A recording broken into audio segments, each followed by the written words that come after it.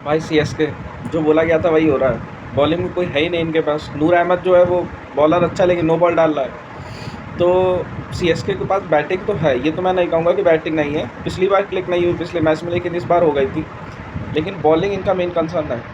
Bowling में ये ऐसा कोई बॉलर लगता ही नहीं जो प्रेशर डाल देगा सामने वाले पे। आज भी 200 का स्कोर था तब भी नहीं लगा।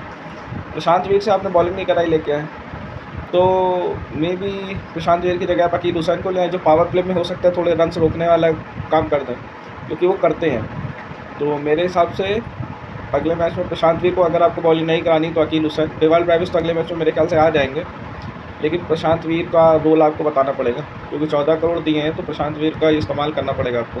क्योंकि अगर प्रशांत वीर का इस्तेमाल हो नहीं रहा है तो फिर उसको 14 करोड़ देने का कोई सेंस ही नहीं था।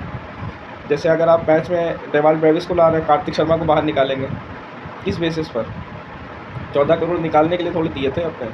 क्योंकि अगर आप ब्रेविस को सरफराज की जगह लाएंगे तो फिर सरफराज ने आज कुछ गलत नहीं करा, काफ़ी अच्छी बैटिंग करी थी।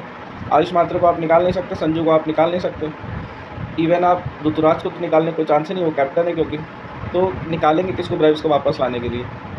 या तो आप निकालेंगे कार्तिक शर्मा को या तो प्रशांत वीर को। लेकिन फिर तो वो 28 करोड़ कहाँ चले गए, पता ही नहीं चले। तो मेरे ख्याल से सीएसके के साथ कंसर्न है, और वो मेन कंसर्न बॉलिंग है। जो कि मैट हेनरी भी जो फॉरेन प्लेयर बॉलर है उस तरीके का नहीं लग रहा, क्योंकि वो पाटा विकेट है सारी, वहाँ पर न्यूजीलैंड का बॉलर है, वहाँ स्विंगिंग मिलती है। तो मेरे हिसाब से अकील हुसैन को ला के ट्राई कर लो अगले मैच में, हो सकता है पावर प्ले में कुछ बन जाए।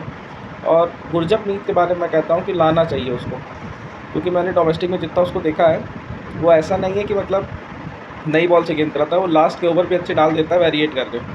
तो मेरे ख्याल से अगले मैच में गुरजपमीत को लाना चाहिए और अकील हुसैन को किसी तरह सेटल करना चाहिए।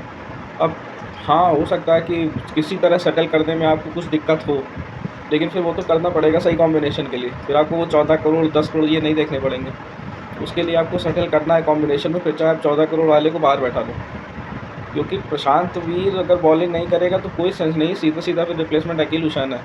और आज आप वैसे भी 2 फॉरेन प्लेयर्स के साथ खेले थे, तो मेरे हिसाब से आज तो जेमी ओवर्टन का बाहर बैठना नहीं बनता, क्योंकि अगर जेमी ओवर्टन होता तो आपके पास एक फास्ट बॉलर होता। वैसे मुझे तो लग रहा था कि इम्पैक्ट प्लेयर में गुरजपनीत आएगा, लेकिन चलो ठीक है, अभी तीसरे मैच में देख लो कैसा क्या है।